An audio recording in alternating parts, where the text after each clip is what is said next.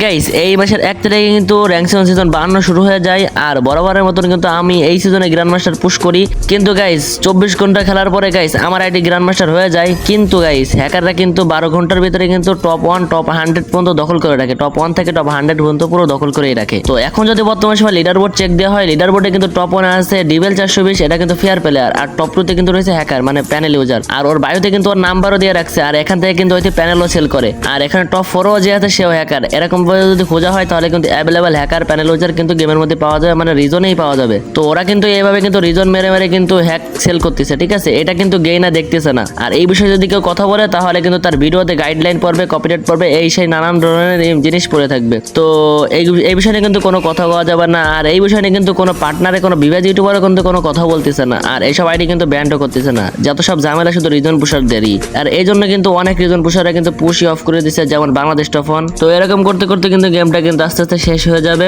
তো যাই হোক, সবাই ভালো থাকুন, সুস্থ থাকুন, আল্লাহ হাফেজ।